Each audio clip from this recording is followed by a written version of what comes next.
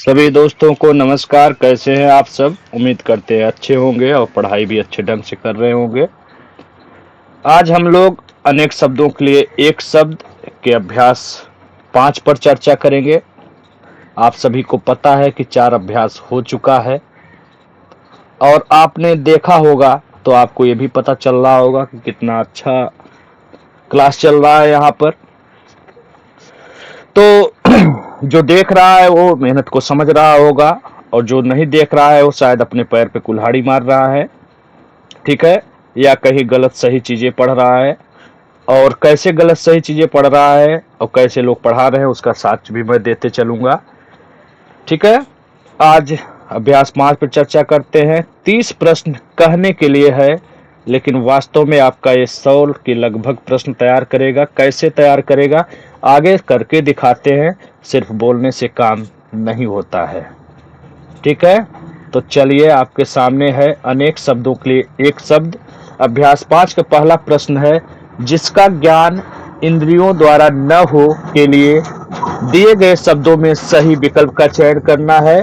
कई परीक्षाओं में पूछा जा चुका है। जितेंद्रीय, अतीन्द्रिय, अतीन्द्रिय, सर्वजीत, इंद्रजीत, इनमें से आपका क्या विकल्प होना चाहिए? ये प्रश्न आसान है, कई बार पूछा गया है। अतीन्द्रिय बिल्कुल सही उत्तर है इसका। बात करते हैं जिसने इंद्रियों को जीत लिया हो, इसके लिए एक शब्द क्या होगा?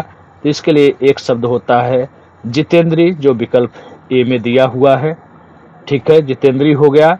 बात करते हैं जिसने इंद्र को जीता हो, उसके लिए एक शब्द क्या हो सकता है? तो ध्यान रखिएगा, उसके लिए होगा इंद्रजीत, विकल्प डी, इंद्रजीत हो गया। जिसने सबको जीता हो, इसकी बात आएगी तो आपका उत्तर होगा सर्वजीत, विकल्प सी में लिखा हुआ शब्द है। मैंने वाक्य भी लिख दिया है ताकि आपको पता रहे।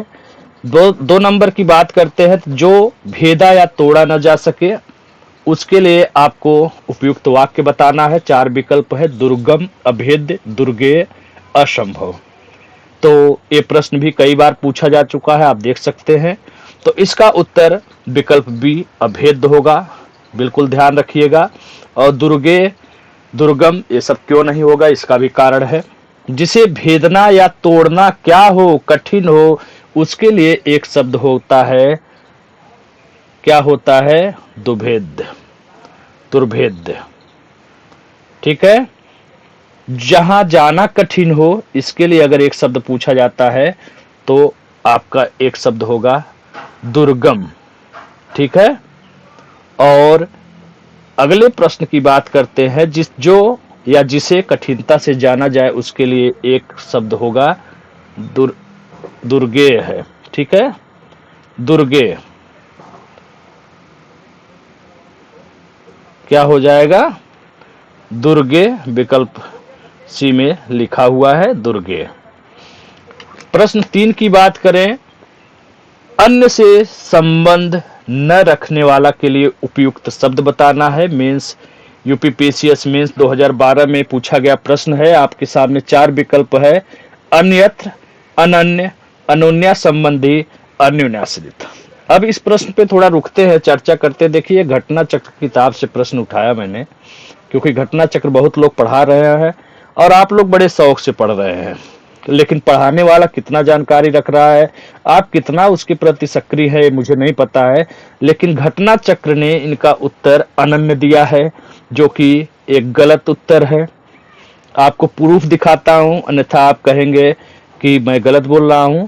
तो देखिए, आपके सामने प्रश्न है, अन्य से संबंध न रखने वाला, विकल्प भी इन्होंने दिया है, देख सकते हैं आप, सामने लिखा हुआ है यूपीपीसीएस मेंस 2012, ठीक है। यहां भी नीचे इन्होंने लिखा है अन्य से संबंध न रखने वाला, अनन्य। तो इसी तरह हम लोग पढ़ करके गलतियां करते हैं। तो कहने का मतलब है, अनन्य किसके लिए एक शब्द है? अनन्य एक शब्द है जिसके समान कोई अन्य नहीं, इसके लिए एक शब्द होता है अनन्य। जबकि घटना चक्र कह रहे हैं कि अन्य से संबंध न रखने वाला के लिए अनन्य होता है। तो ऐसे प्रश्नों में विशेष गौर किया करिए, नहीं आपका प्रश्न बेकार में एक चला जाएगा और इस कंपटीशन में आप बाहर हो जाएंगे। आपको ये भी बता दें कि यूपीपीसीएस मेंस हो गया या लोअर हो गया, इन सब में जो है ऑब्जेक्टिव नहीं आता था, प्रश्न लिखना होता था। तो अभी इन लोगों को कितनी जानकारी है पता नहीं कैसे कैसे कौन सा विकल्प बना देते हैं, जबकि अन्य से संबंध न रखने वाले के लिए सही विकल्प दिया गया है, लेकिन इन्होंने अन्य को बताया है, जबकि सही उत्तर आपका अनुन्या संबंधी होगा। ठीक है, अन्य से संबंध न रखने वाले के लिए एक शब्द होगा अन्योन्या संबंधी, ध्यान रखिएगा। ठीक है, ये आपका सही उत्तर है।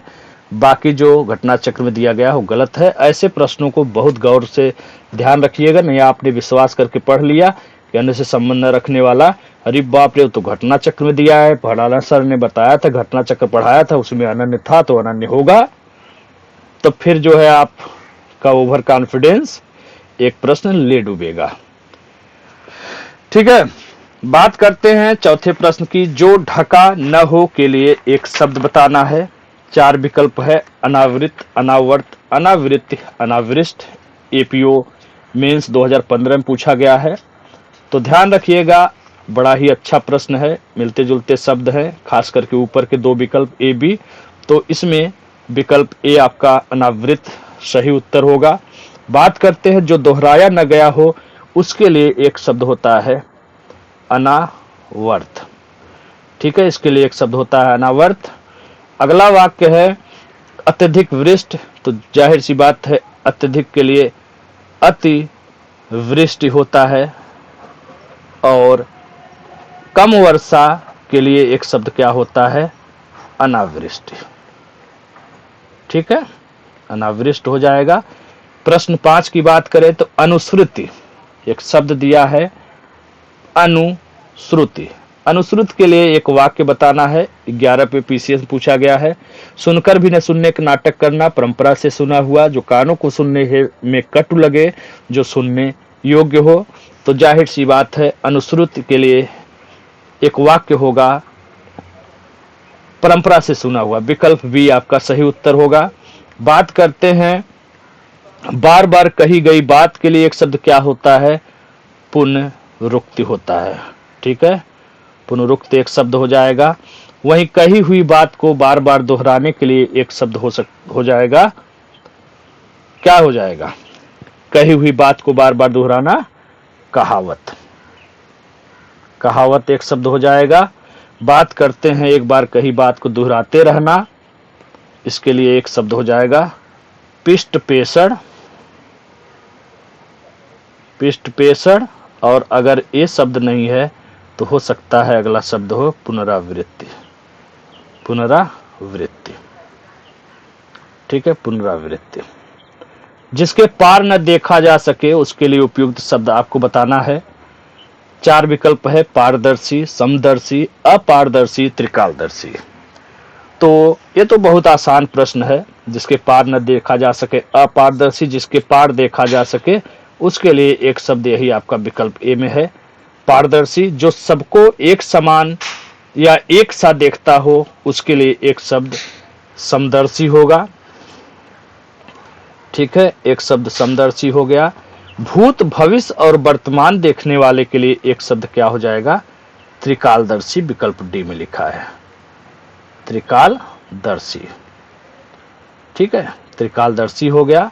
अगला प्रश्न देखते हैं। अनुत्तरित शब्द दिया है।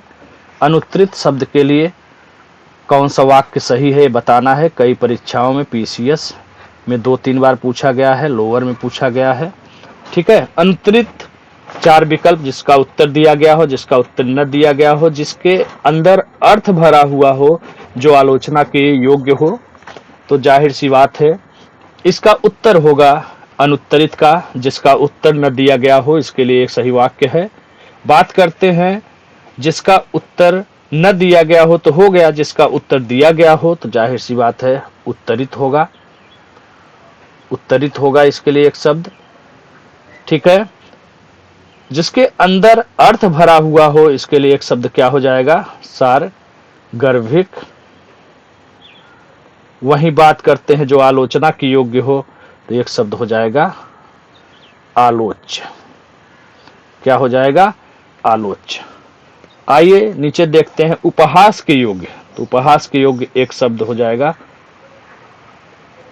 उपहासास्पद। उपहासास्पद हो जाएगा। ठीक है, पर जो परीक्षा में पास हो गया हो उसके लिए एक शब्द उत्तीर्ण होता है। बच्चों वाला प्रश्न है। चलिए, वह कवि जो तत्काल कविता करे। कई बार प्रश्न पूछा गया है, आप लोगों को पता है इसका। बहुत ही आसान उत्तर है आशु कवि। ठीक है, आशु कवि होता है। अच्छा और उत्तम कवि को सु कवि कहेंगे। ठीक है, महान या सर्वश्रेष्ठ कवि के लिए एक शब्द होगा महाकवि। महाकवि। बात करते हैं रस में।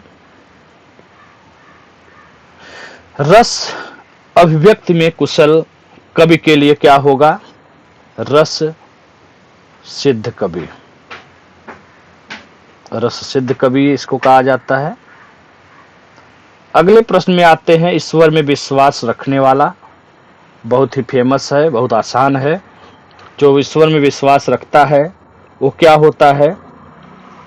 आस्तिक होता है। जो ईश्वर में विश्वास नहीं रखता वह होता है नास्तिक। इस तरह वाक्य भी आ सकता है, जो वेदों में विश्वास नहीं रखता तब भी आपका नास्तिक हो जाएगा, जो वेदों में विश्वास रखता है वो आस्तिक हो जाएगा। अगला वाक्य है जिसके मन में श्रद्धा हो, इसके लिए एक शब्द क्या हो जाएगा? तो श्रद्धावान हो जाएगा। इसके लिए एक शब्द श्रद्धावान। प्रश्न 10 की बात करें, जिसकी भुजाएं घुटने तक लंबी हो। जिसकी भुजाएं घुटनों तक लंबी हो उसे क्या कहते हैं? अजान बाहु, अजान बाहु, अजानुबाहु, समबाहु, विषम बाहु। ठीक है, इसमें केवल छोटा ऊ लगा हुआ है, चेंज हो जा रहा है। तो इसका उत्तर तो आपको पता होना चाहिए, कई बार पूछा जा चुका है। आप देख ही रहे हैं, नीचे लिखा UP PCS mains 95, UDA, LDA, PGT आदि परीक्षाओं में पूछा गया है। तो हमें नहीं लगता है कि इसमें आपको कंफ्यूजन होगा। बस ध्यान रखना है अजान बाहु और अजानुबाहु में एक मात्रा का अंतर है। यहीं पे आप अगर लापरवाही किए तो आपका प्रश्न गलत होगा। अजान नहीं, अजानु बाहु सही है। जिसकी बाहें लंबी हो उसके लिए एक शब्द होता है दीर्घ बाहु। ठीक है, दीर्घ बाहु हो गया। बात करते हैं जिसकी बाहें अधिक लंबी हो, इसके लिए एक शब्द होता है प्रलंब बाहु। प्रलंब बाहु। ठीक है, पैर से सिर तक वाक्यांश के लिए एक शब्द क्या हो सकता है? 4 विकल्प है। सिख नख सिरों पर, पाद मस्तक, आपाद मस्तक। तो इसके लिए उत्तर आपका विकल्प डी सही जवाब होगा। रही बात जड़ से चोटी के लिए एक शब्द अगर आपसे पूछा जाएगा तो आपका उत्तर होगा आमूल चूल। आमूल चूल। ठीक है, आमूल चूल। बालक से वृद्ध तक की बात आएगी तो आपका जवाब होगा आबाल वृद्ध। क्या होगा? आबाल वृद्ध। ठीक है, आपाल वृद्ध। अगला प्रश्न, अतिथि की सेवा करने वाला। अतिथि की सेवा करने वाले के लिए उपयुक्त शब्द बताना है। अनागत, अनादृत, सेवक, आतिथ्य। और जो बिना तिथि का आए वो तो अतिथि होता ही है। यहाँ पे पूछा जा रहा है अतिथि की सेवा करने वाला, तो आपका उत्तर आतिथ्य होगा। ध्यान रखिएगा। ठीक है, आतिथ्य होगा। जिसका अनादर किया गया हो उसके लिए एक शब्द अगर आपसे पूछा जाता है तो आप कहेंगे अनादृत। आकाश को चूमने वाला के लिए एक शब्द बताना है। एक शब्द क्या होगा? ऊंचाई, आकाश चुंबी, गगन चुंबी या आकाशदीप। तो ध्यान रखिएगा, इसमें भी एक आपत्ति है। हमें घटना चक्र की किताब में दिया है आकाश चुंबी, लेकिन ध्यान रखिएगा गगन चुंबी और आकाश चुंबी इसका दोनों ही उत्तर होगा। ठीक है, जो विकल्प में रहेगा वही आप चयन करेंगे। चूंकि पीसीएस में विकल्प नहीं दिया जाता है तो इनको समझ में आया कि आकाश चुंबने वाला लिखा है तो भाई आकाश चुंबी ही होगा, गगन चुंबी क्यों कहूंगा। अगर ये कहेगा कि गगन को चूमने वाला तब मैं गगन चुंबी बोलूंगा। तो आकाश और गगन आसमान के ही पर्यायवाची शब्द हैं, तो आकाश चुंबी हो या गगन चुंबी दोनों ही उत्तर सही होगा। हाँ, ये बात अलग है कि आपके साथ 2 विकल्प मिले आपके प्रश्न में तो आप आकाश चुंबी लगाइएगा। हालांकि गगनचुंबी भी लगाएंगे तो आपका उत्तर माना जाएगा, कोई इसमें बहुत बड़ा इशू नहीं है, विवादित उत्तर हो जाएगा, 2 उत्तर अंततः उनको मानना पड़ेगा। जहां जहां नहीं है, जहाजों को रात्रि मार्ग दिखाने वाला प्रकाश स्तंभ के लिए एक शब्द होता है आकाशदीप। इसे कहा जाता है आकाशदीप। ठीक है। प्रश्न 15 देखते हैं, जिस पर किसी का आतंक छाया हो के लिए एक शब्द पूछा जाता है, तो क्या जवाब देंगे? आतंकवाद, आतंकवादी, आतंकित, आत्मघाती।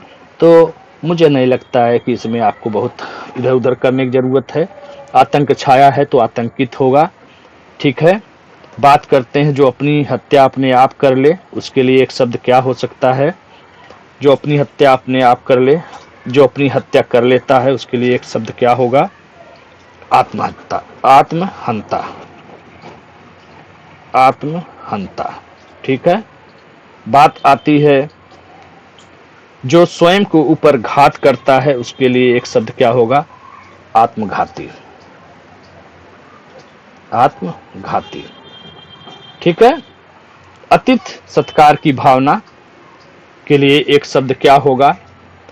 ध्यान रखिएगा, अतिथि सत्कार की भावना के लिए एक शब्द होगा आतिथ्य। ठीक है। जिसके यहाँ अतिथि ठहरा हो, उसके लिए एक शब्द आतिथ्य मिलता है, और आतिथ्य नहीं है तो एक होगा आतिथेय। ठीक है। अलग अलग किताबों में हरदेव बाहरी ने माना है आतिथेय और कहीं दिया आतिथ्य, तो दोनों उत्तर होगा। अभ्यागत अतिथि को कहा जाता है। 16, जिस पर आक्रमण हो के लिए उपयुक्त शब्द बताना है, कई बार पूछा जा चुका है। आक्रांता, अजय, आक्रांत, अभियुक्त। तो ध्यान रखिए, जिस पर आक्रमण हो वह होता है आक्रांत, और आक्रमण करने वाला होता है आक्रांता। और आक्रांता अगर विकल्प में नहीं है, पूछता है आक्रमण करने वाले के लिए एक शब्द, तो आक्रामक भी इसका एक शब्द हो सकता है, आक्रामक। ठीक है। जिस पर आक्रमण न किया गया हो, उसके लिए अगर एक शब्द पूछा जाता है, जिस पर आक्रमण न किया गया हो, उसके लिए एक शब्द होगा अनाक्रांत, अनाक्रांत। ठीक है। अंत या नाश करने वाले को कहा जाता है अंतक, अंतक। जो अचानक आंखों से ओझल हो गया हो, इस अनेक शब्दों के लिए एक शुद्ध शब्द बताना है। आरओ मेंस 2021 में ही पूछा गया है। अंतर्ध्यान, देखिए वर्तनी की दृष्टि से भी ध्यान रखिएगा, तो वर्तनी की दृष्टि से सही शब्द अंतर्धान होगा।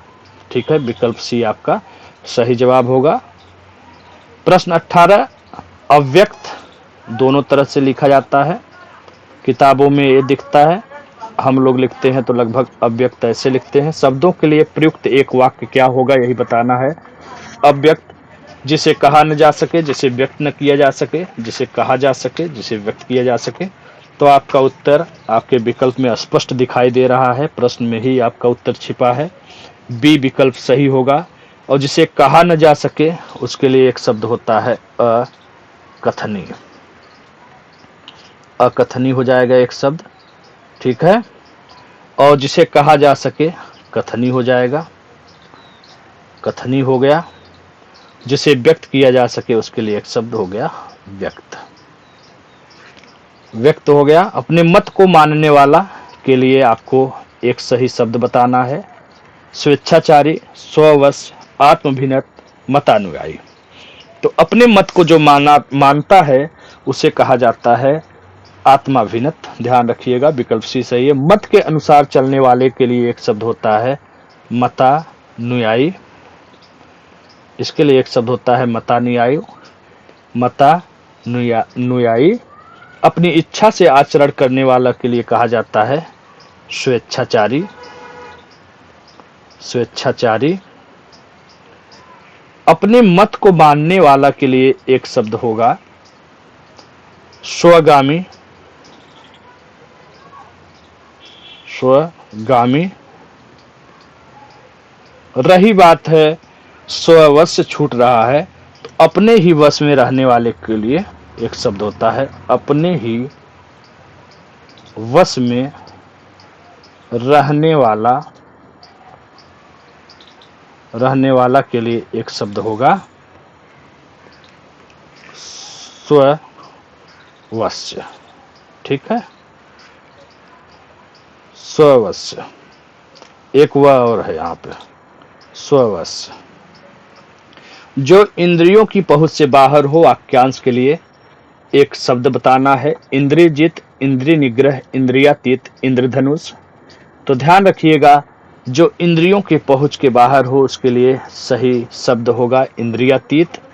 रही बात है इंद्रियों पर किए जाने वाला वश के लिए एक शब्द क्या होता है, इंद्रिय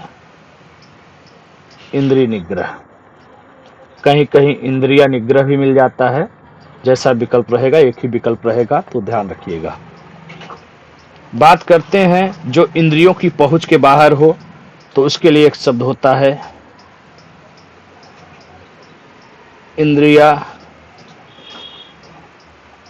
इंद्रियों पर किए जाने वाले बस इंद्रिया निग्रह।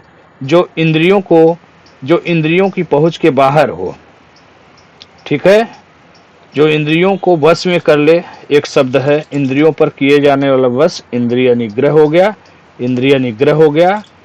जो इंद्रियों को अपने वश में कर ले, ठीक है, पहुंच के बाहर का अलग है, यहाँ मैं बताता हूँ, जो इंद्रियों को अपने वश में कर ले, एक सेकंड,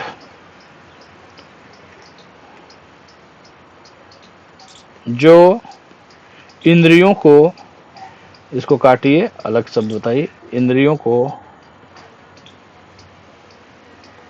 अपने वश में कर ले, और जो इंद्रियों को पहुंच के बाहर हो, अभी ऊपर बताया ही था, तो बार बार एक ही शब्द को क्या बताएं, इंद्रियों को वश में कर ले, इसके लिए एक शब्द होता है इंद्रिया निग्रहवान। ठीक है, इंद्रिया निग्रहवान हो गया। ठीक है, इंद्रियों को वश में करने वाला, ये भी हालांकि ऊपर बता ही दिया है, फिर भी बता देते हैं एक बार। यहाँ पे देखिए, इसके लिए शब्द इंद्रिय जीत होता है, इंद्रिय जीत। ठीक है, आगे चलते हैं। नीले रंग का कमल, नीले रंग का कमल के लिए आपको दिए गए विकल्प में एक शब्द का चयन करना है, इंदिवर, नीलाभ, नीलाक्ष, पुंडरिक। तो नीले रंग का कमल के लिए एक शब्द होगा इंदिवर। बात करते हैं सफेद कमल, तो ध्यान रखिएगा, सफेद कमल के लिए एक शब्द क्या होगा, यही आपका पुंडरिक। लाल कमल की बात आएगी, तो लाल कमल के लिए क्या कहा जाएगा, नीले रंग का कमल इंदिवर, सफेद कमल पुंडरिक, लाल कमल क्या हो जाएगा, लाल कमल। देखिए ध्यान नहीं आ रहा है इस समय, यहाँ पे दिमाग से उतर जा रहा है, बहुत अच्छा नाम है। चलिए अभी देखते हैं, बताते हैं। जिसकी आभा नीली हो, उसके लिए एक शब्द क्या होता है, जिसकी आभा नीली हो, विकल्प बी में दिया है नीलाभ। ठीक है, और बात करते हैं जिसकी आंखें नीली हो, उसके लिए एक शब्द क्या हो जाएगा, नीलाक्ष। क्या हो जाएगा, नीलाक्ष। चलिए आगे बढ़ते हैं, देखते हैं अगला प्रश्न क्या है। जो धरती को फोड़कर जन्मता हो, जो धरती को फोड़कर जन्मता हो, उसके लिए एक शब्द आपको बताना है। तो चार विकल्प है, द्विज, उद्भिज, स्वयंभू, भूधर। तो ध्यान रखिए, इसका उत्तर बहुत आसान है, आपको देखना है और पहचानना है। बहुत ही आसान है, कोई बहुत कठिन नहीं है, इसलिए बहुत परेशान होने की जरूरत नहीं है। जो धरती को फोड़कर जन्मता है उसे क्या कहा जाता है, उद्भिज। उद्भिज उसके लिए एक शब्द होता है। ठीक है, और जो स्वयं से उत्पन्न हो उसके लिए एक शब्द क्या होता है, स्वयंभू। स्वयंभू। ठीक है, जो भू को धारण करे उसके लिए एक शब्द अगर पूछा जाता है तो आपका क्या जवाब होगा? जो भू को धारण करे, भूधर, भूधर। और जो पृथ्वी पृथ्वी को धारण करे उसके लिए एक शब्द है धरी धर। ठीक है, क्या हो गया? धरीधर हो गया। अगला प्रश्न देखते हैं। अगला प्रश्न है जिसे ऊपर कहा गया हो उसके लिए एक शब्द क्या होगा? 4 विकल्प है आपके पास। उच्चतम, कथित, उपर्युक्त, उपत्यका। अब कथित का क्या सेंस है पता नहीं चल रहा है, तो ध्यान रखिएगा। ऊपर जो बात कही गई हो, बहुत ही आसान विकल्प बना है। उपर्युक्त हमें नहीं लगता है, इसमें आपको जरा सा भी सोचना चाहिए। ठीक है, अब बात करते हैं नीचे कहा गया। अगर पूछ लिया गया तो अब आप क्या करेंगे? तो नीचे कहा गया के लिए 2 शब्द है। एक तो बहुत ही फेमस है निम्नलिखित, जो हम लोग बराबर यूज करते हैं, लेकिन इसके अलावा एक और शब्द अच्छा है, आपने सुना होगा, अधोलिखित। अधो का मतलब है नीचे, अधोमुख सुना होगा आपने। अधोमुख मतलब नीचे की ओर मुख किया हुआ। तो एक शब्द इसके लिए हो जाएगा अधोलिखित। ठीक है, अधोलिखित। चलिए चलिए देखिए, ऊपर का याद आ गया मुझे। सफेद कमल तो हो गया, नीले रंग का कमल इंदिवर हो गया, पहला उत्तर सही है, विकल्प ए। सफेद कलम के लिए सफेद कमल के लिए पुंडरीक हो गया, यहाँ दिख रहा है सीधा सीधा। बच रहा था लाल कमल, जो कि उस समय दिमाग में मेरे उत्तर नहीं आ रहा था। ठीक है, पढ़ाते पढ़ाते दिमाग डिस्टर्ब हो जाता है कभी कभी। तो लाल कमल के लिए क्या होगा? एक शब्द कोकनद, कोकनद। ठीक है, नीले रंग कमल इंदिवर, सफेद कमल पुंडरिक, और लाल कमल हो जाएगा कोकनद।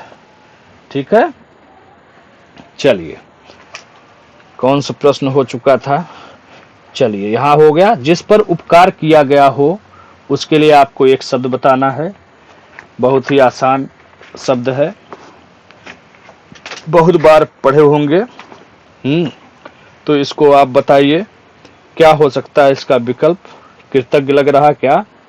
तो कृतज्ञ अगर लग रहा है जिसको, तो मान के चले अपना उत्तर गलत है। उपकृत होगा। ठीक है, जिस पर उपकार किया गया हो उसके लिए एक शब्द होता है उपकृत। किए गए उपकार को मानने वाला होता है कृतज्ञ, न मानने वाला होता है कृतज्ञ। एक कह रहा है जिस पर उपकार किया गया हो तो उसके लिए एक शब्द उपकृत होगा। बहुत अच्छा प्रश्न है, ऐसे ही प्रश्न हड़बड़ी में एग्जाम में गलत होते हैं। जिस भूमि में कुछ पैदा न होता हो उसके लिए कहा जाता है बंजर, ऊसर और अनुर्वर। ठीक है, और रही बात उर्वरा, जाहिर सी बात है जिसमें उत्पादन होता हो। ऊसर, बंजर, अनुर्वर जिसमें कुछ न पैदा होता हो। जिसने उधार लिया हो उसके लिए आपको एक शब्द बताना है। कृतज्ञ, ऋणी, घुसखोर, उरीड़। तो भाई घुसखोर का तो कोई मतलब नहीं है, उसने घुस नहीं लिया है, उधार लिया है, तो ये शब्द तो गलत ही है। ठीक है, और उरीड़ का भी कोई मतलब नहीं है, उरीड़ का आगे मतलब बताऊंगा, तो ऋणी हो जाएगा इसके लिए एक शब्द। जिसने अपना ऋण चुका दिया हो उसके लिए एक शब्द होता है उरीड़। ठीक है, जिसने ऋण दिया हो उसके लिए एक शब्द होता है उत्तमर्ण, उत्तमर्ण। ठीक है, और जिसने ऋण लिया हो वो होता है अधमर्ण। दिया हो उत्तमर्ण, लिया हो अधमर्ण। औदार्य दाता एक शब्द दिया है, इसके लिए एक वाक्य बताना है। जो दान करता हो, जो सब कुछ उदारता से देना चाहता हो, जो उदारता दिखाता हो, जो उदारता न दिखाता हो। तो इसका विकल्प बी सही जवाब है। जो सब कुछ उदारता से देना चाहता हो उसके लिए एक शब्द होता है औदार्य दाता। जो दान करता है वो दानी होता है, उसके लिए एक शब्द दानी हो जाएगा। ठीक है, जो उदारता दिखाता हो उसके लिए एक शब्द होता है औदार्य, औदार्य। और जो उदारता न दिखाता उसके लिए एक शब्द हो जाएगा अनुदार। ठीक है, अनुदार हो गया। और बहुत देने वाला एक शब्द है जो कि औदार दाता, और इसमें अंतर गलती हो सकती है, इसलिए मैंने एक साथ रख दिया है औढ़र दानी। बहुत देने वाला औढ़र दानी, और जो कुछ सब कुछ उदारता देना चाहता है उसके लिए औदार्य दाता।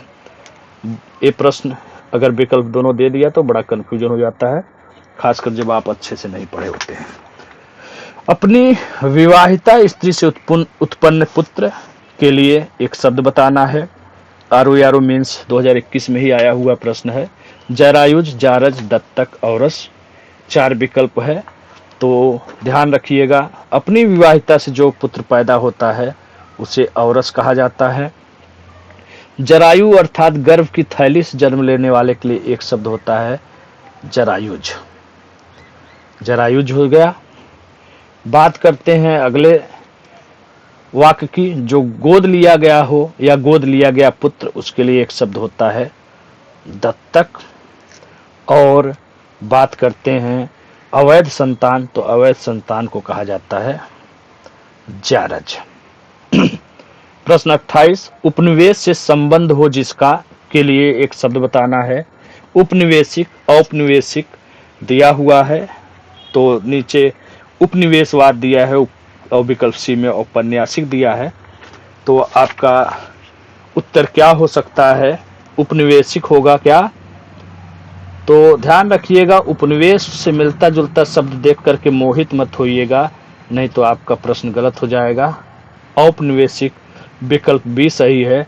रही बात है उपनिषद से संबंध रखने वाला, तो उपनिषद से संबंध हो रखने वाले के लिए एक शब्द होता है औपनिषदिक। औपनिषदिक, ठीक है।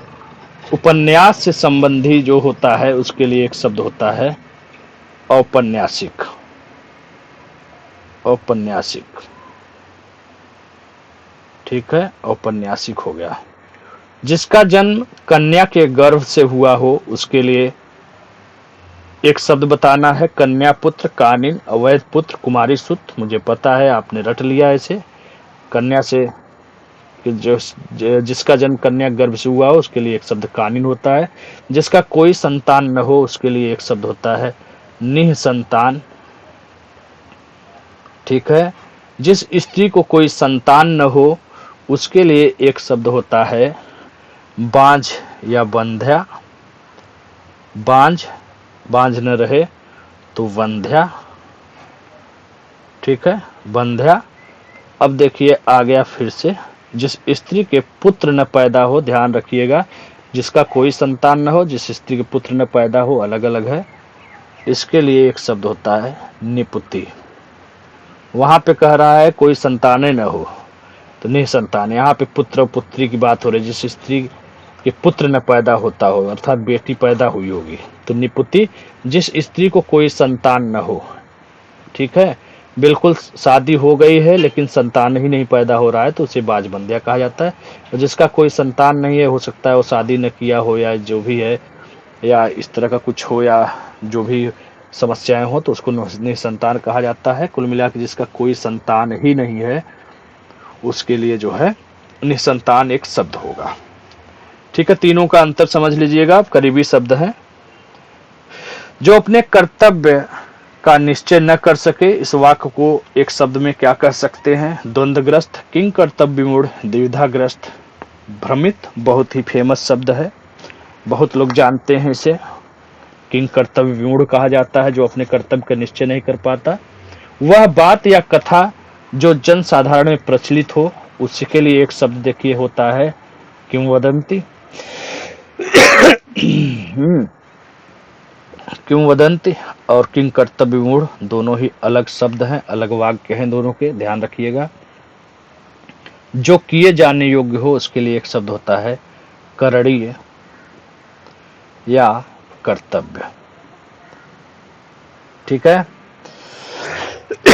आज के लिए इतना ही। बेहतरीन अभ्यास रहा है, आप सभी को पता होगा, लगभग 100 प्रश्न इसमें हो चुके हैं। चलिए आगे बढ़ते हैं, आगे बढ़ते नहीं हैं, आज समाप्त करते हैं। आज का हो चुका है क्लास, फिर हम लोग मिलेंगे कल के क्लास में। तब तक दोस्तों के बीच शेयर करते रहिए, सब्सक्राइब करवाइए, दोस्तों को बढ़ाइए। फिर मिलते हैं अगली वीडियो में। जय हिंद, जय भारत।